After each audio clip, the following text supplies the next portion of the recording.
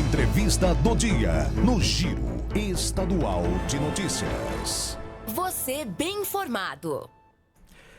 Bom, vamos trocar agora um pouco de assunto e falar de trabalho. E estou recebendo aqui no nosso estúdio o Superintendente Regional do Trabalho em Mato Grosso do Sul, doutor Alexandre Canteiro. Muito bom dia, doutor Alexandre. Satisfação recebê-lo. Acho que é a primeira vez que eu recebo o senhor aqui no nosso estúdio. Sim, a satisfação é toda minha. É uma honra estar aqui no programa Giro Estadual de Notícias com você, Carlos Ferreira. O Grupo Feitosa, né, é um grupo que tem reconhecimento no Estado, né, de relevantes serviços prestados para a imprensa aqui no Mato Grosso do Sul. Então, para nós é uma honra estar aqui participando do seu programa.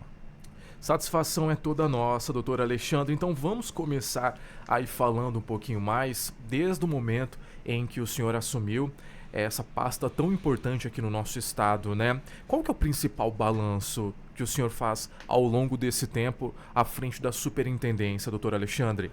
Bom, primeiro é importante destacar que eu sou da área trabalhista. Eu sou advogado há 25 anos.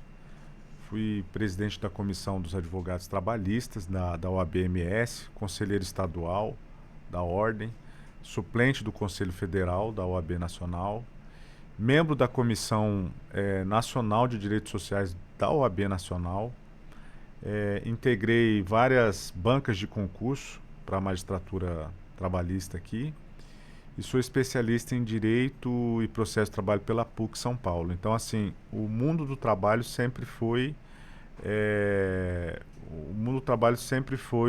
o meu local de atuação. Então, quando eu recebi esse convite para assumir a superintendência, esse convite foi mais de caráter técnico, porque eu nunca tive nenhuma militância política partidária. E da minha vida profissional veio o relacionamento com o Ministério Público do Trabalho, que é um grande parceiro nas ações do Ministério do Trabalho e Emprego aqui no Estado, e da própria Justiça do Trabalho, o Tribunal Regional do Trabalho, aqui da 24ª Região. Bom, quando eu cheguei na superintendência, nós tínhamos aí 7.000 seguro-desempregos em atraso, por N questões, questões sistêmicas, questões de falta de planejamento do trabalho. São pessoas que estão em situação de desemprego e por algum motivo, seja por causa de um recadastramento bancário, algum dado que foi indevidamente preenchido ou um alvará judicial que veio da Justiça, estava sem receber. Então nós fizemos um mutirão com o apoio do líder da bancada, né? A gente conversou com o governo do estado e com o município, conseguimos servidores cedidos com ônus para aqueles órgãos, né, para esses entes. Fizemos reunião com a equipe para uniformizar o trabalho, não só aqui em Campo Grande, mas no interior do estado, e nós conseguimos zerar a fila, né, de seguro-desemprego, conseguindo atender essas pessoas com recebimento desse benefício. Esse foi um ponto. O outro ponto que nós conseguimos avançar, e aí já é uma política do governo federal, foi a realização de concurso. Então hoje a gente tem a perspectiva de receber nesses próximos 2 meses mais 8 auditores fiscais do trabalho aqui no estado. Também com um diálogo a gente conseguiu doações da Receita Federal para equipar o serviço de fiscalização aqui no estado. Então hoje nós equipamos a inspeção fiscal, que faz o combate da condição análoga de escravo, com drones, né, para chegar nas áreas remotas aqui do estado e combater essa chaga social, que ainda existe, infelizmente, e também com computadores, MacBooks e iPhones e Xiaomi de última geração, que a Receita Federal apreendeu fruto de contrabando e nos doou com a finalidade de equipar a Superintendência Regional do Trabalho. Além disso, nós criamos, como tem sido noticiado, a Sala do Migrante e o Espaço do Saber. Né? Para quê? Para incluir no mercado de trabalho os estrangeiros que chegam no nosso estado, né? e com isso auxiliar o setor produtivo, que tem uma demanda grande de mão de obra aqui no Sim. estado.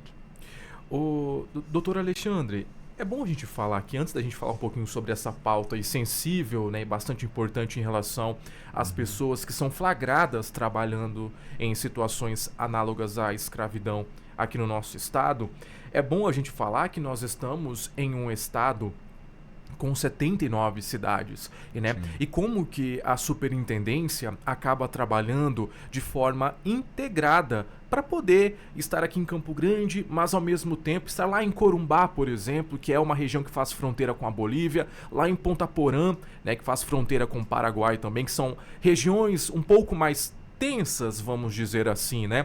Então, como que o senhor, à frente da superintendência, vem fazendo esse trabalho de integração? Na verdade, a inspeção fiscal, há 30 anos aqui no Mato Grosso do Sul, nós somos pioneiros no combate à condição análoga de escravo. Começou com a unidade móvel, que completou 30 anos, agora em maio. Essa unidade móvel, ela se desloca em várias regiões do estado, para combater essa chaga social que ainda existe aqui no Mato Grosso do Sul. A maioria das pessoas que são resgatadas desta condição ilícita são estrangeiros ou indígenas, né? E essa chaga social, eu costumo dizer, Carlos, que não combina com a pujança do agronegócio. É verdade. Não combina com a pujança da agroindústria, que está chegando fortemente aqui do estado. Não combina com a promessa que nós temos hoje, com a perspectiva que nós temos da rota bioceânica. Então, assim, nós vivemos hoje no Brasil, né, o pleno emprego foi registrado pelo IBGE, que foi a maior queda de desemprego nos últimos 10 anos, na última década. E também temos essa queda de desemprego, o pleno emprego, no estado de Mato Grosso do Sul, com esses avanços da agroindústria aqui no estado, né, e com essa perspectiva. Então, dentro desse cenário, nós temos que eliminar a condição análoga de escravo, né? E a gente está fazendo isso através da unidade móvel, que eu estou te falando, completa 30 anos. E a ideia é que essas pessoas elas passem dessa situação precária, né, de violação de direitos humanos, para a inclusão no mercado de trabalho, auxiliando inclusive o setor produtivo a ter um crescimento sustentável. Muito bem. Doutor Alexandre, em que setores hoje aqui no nosso estado, ou até mesmo região, né? Quais são os setores ou até mesmo regiões aqui do nosso estado em que as violações dos direitos trabalhistas é mais recorrente? Não necessariamente voltado à situação análoga à escravidão, mas violação aos direitos trabalhistas mesmo, em que vocês recebem uma demanda muito grande. Olha, a gente tem uma preocupação muito grande, além da questão da informalidade, né? A informalidade ela não é boa nem para a empresa, porque isso gera um passivo trabalhista, né? Então, assim, é um ganho momentâneo para a empresa. Como também é ruim para o trabalhador, que fica com uma desproteção social absoluta. Como é ruim para toda a sociedade, porque quando ele deixa de ter uma proteção social, se ele tem algum infortúnio, se ele tem algum acidente de trabalho, né, algo dessa natureza, uma doença ocupacional, isso é uma conta que depois toda a sociedade paga. Porque ele não está recolhendo para a Previdência Social. E aí essa conta recai sobre a sociedade, né? Então, assim, a informalidade ela é presente praticamente de maneira uniforme no estado, né?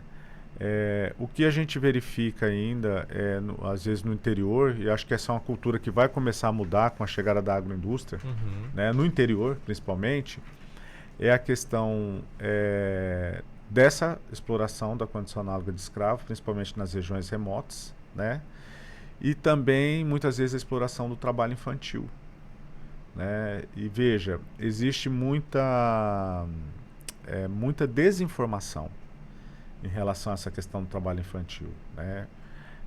O senso comum, muitas vezes ele acredita que você proibir o trabalho infantil, você está tirando da criança a possibilidade de ter uma responsabilidade.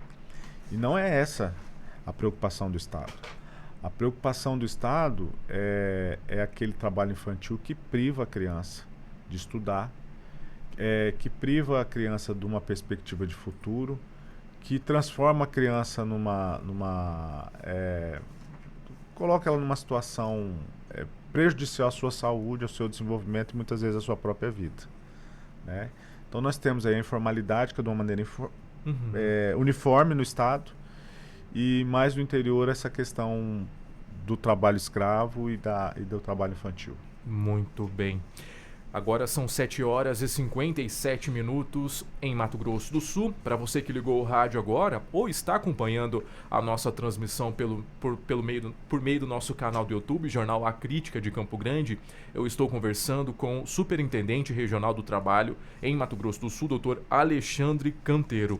Dr. Alexandre, ao longo desse ano de 2025, né, a gente sabe que as parcerias são fundamentais para que esse trabalho ativamente em diversos municípios aconteçam, né? Então, como que essas parcerias têm contribuído para os bons resultados da superintendência?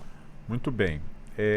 A União, o Executivo, principalmente, que é o que a superintendência integra, né, o Poder Executivo, nós temos aí uma restrição de recursos, de orçamento. Mas nós temos que desenvolver as atividades, né, e cumprir a missão institucional conferida pela Constituição, que no caso é a agenda de trabalho decente, o pleno emprego e a fiscalização e a proteção da legislação trabalhista. E como que a gente aqui no Estado tem atuado de forma pioneira, né? Eu integro o Conselho do Sistema S, tanto da indústria quanto do comércio. O governo federal tem um assento nos respectivos conselhos, e nós, em contato com a indústria e o comércio, a gente tem conhecimento das dores da indústria, como eles colocam, que é a falta de mão de obra. Exatamente. Aqui no Estado, né?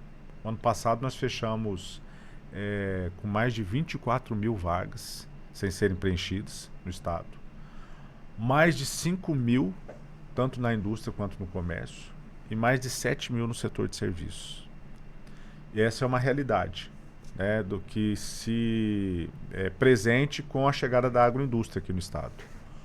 Por outro lado, a superintendência também tem contato com os trabalhadores, especialmente os migrantes internacionais, né, que chegam no Estado e muitas vezes sem um direcionamento.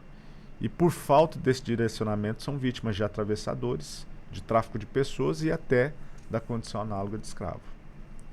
O que nós propusemos via Comitê Empresa Escola da Federação da Indústria, e foi aceito, né, junto com o SESI, com o SENAI, com o SICADEMS, que é o Sindicato da Indústria Frigorífica, e com a UEMS, a criação da Sala do Migrante. O que é isso, Carlos? A Sala do Migrante, a gente propôs para o SICADEMS contratar a presidente da Associação dos Venezuelanos e dos Haitianos. E hoje nós fazemos o acolhimento dos migrantes internacionais que chegam no Mato Grosso do Sul, conferindo o CPF, a carteira de trabalho e o visto de trabalho para que eles estejam aptos a serem contratados pelo mercado de trabalho. Ou seja, unindo a necessidade do setor produtivo com a necessidade de inclusão dessas pessoas. E existe uma espécie de resistência, vamos dizer assim, por parte deles em integrar esse cenário formal? Porque nós estamos falando de... o senhor acabou de trazer aqui para a gente essa questão da informalidade, que é muito crescente aqui em Mato Grosso do Sul. Sim. E por acaso, nessas pessoas que vêm de fora, existe uma certa resistência para entrar no mercado formal de trabalho? Não existe nenhuma. Olha que legal. O que existia era talvez um olhar mais direcionado para eles, que nós passamos a fazer em parceria com a Federação da Indústria, né? É necessário que se diga que nós tivemos um apoio fundamental da FIEMS, através do seu presidente, do Sérgio Long, que também é atento a essa questão da necessidade de mão de obra. E aí, com apoio até da Polícia Federal, da Delegacia da Migração, né, doutora Flávia, que é a delegada federal. Ela foi e treinou essas pessoas lá na superintendência, né? A Mirta e o Junel, que atendem lá. E hoje, o migrante que chega lá, ele é acolhido, porque o Junel, por exemplo, fala 5 línguas, né? Então, ele atende essas pessoas lá. E como a gente tem contato com a indústria, a gente já encaminha essas pessoas para o mercado de trabalho. A gente tem recebido visitas de recursos humanos de empresas como a Arauco, como a Marfrig, como a Boibras, como o Grupo Pereira, como a Suzano, né? Então a gente acaba encaminhando essas pessoas para o mercado de trabalho formal. Muito bem. O doutor Alexandre, quando essas operações acontecem e até mesmo quando vocês recebem denúncias, né, no que diz respeito à violação, a violações trabalhistas, como que é o comportamento dos empregadores? Existe realmente uma má-fé muito grande por parte dessas pessoas que estão empregando, ou até mesmo desconhecimento por não saber o que tem que fazer, o que não se deve fazer? Como que é esse relacionamento no momento em que vocês recebem essas denúncias e vocês vão até a campo para poder apurar se de fato aquilo está acontecendo? Olha, primeiro que é importante dizer que a questão cultural ela ainda está presente, né? Não só no Mato Grosso do Sul, como no Brasil. Há pouco mais de 100 anos, nós tínhamos instituído no Brasil a escravidão, né? E depois, quando veio a lei, a CLT, em 43, ela foi uma lei voltada para cidades, mas na época a grande maioria dos trabalhadores era da zona rural, então não teve um impacto social tão grande. Com a industrialização, com o comércio chegando, com as cidades crescendo e a população migrando da zona rural para a zona urbana, começou-se esses conflitos, né? Iniciaram-se esses conflitos trabalhistas, né? Conflitos de trabalho, no qual não se observava a legislação trabalhista. O que eu digo? O direito do trabalho ele não tem uma dimensão apenas regional, apenas uma dimensão nacional. Por exemplo, hoje o Brasil ele tem uma balança comercial muito favorável através das suas commodities. E essas commodities elas competem no mercado internacional. Então a gente tem uma necessidade de vender as nossas commodities no exterior. Para que isso seja aceito, para que a gente tenha acesso a esses mercados, há uma exigência do cumprimento das ODS, que são os Objetivos de Desenvolvimento Sustentáveis, né? Há uma exigência do mercado exterior de cumprimento do desenvolvimento sustentável. E isso passa pelo cumprimento da legislação trabalhista. A ODS 8, por exemplo, ela trata do trabalho decente. Então, muitas vezes, por exemplo, a questão do trabalho, da condição análoga de escravo, ela pode fechar um mercado para um produto como a carne, por exemplo, se for identificado a condição análoga de escravo na cadeia produtiva da carne. Então, assim, primeiro, tem a questão cultural. Segundo, tem a questão de direitos humanos, que não é possível que em pleno século XXI não se reconheça a importância da proteção social. Mas também tem a questão de mercado, né? Tem a questão de mercado porque hoje o cumprimento da legislação trabalhista ela abre portas também para os negócios, né? Então, sobre essa perspectiva não apenas de direitos humanos, não apenas de cumprimento da obrigação, né, empresarial, tem essa questão da perspectiva de comércio, de negócio, né, de abertura de portas, né, para o mercado de trabalho, né, para os negócios, especialmente as commodities. E outra questão que é importante pontuar, que o direito do trabalho, a legislação trabalhista, ele é um instituto, um produto das economias de mercado, dos regimes capitalistas. Porque se você fizer uma reflexão, a legislação trabalhista ela não tem na China, ela não existe em Cuba, ela só existe em países capitalistas, a legislação trabalhista, e ela regula o mercado também, né? Então, assim, tem várias perspectivas que precisa ser olhada a legislação trabalhista e muitas vezes só fica naquela visão micro, né, da obrigação que eu tenho que cumprir como empresário. Total. sabe? Preciso sair um pouquinho, né? doutor Alexandre? Agora, Carlos, eu acho que a grande questão para o empresário, e essa é uma discussão que as federações elas fazem com o governo, é a questão do custo Brasil, da carga tributária que se paga para quem emprega, para quem se produz no país. Acho que esse é o grande desafio. E o senhor acredita que daqui uns 5 anos a situação tende a melhorar? Olha, eu acho que o Brasil já evoluiu bastante.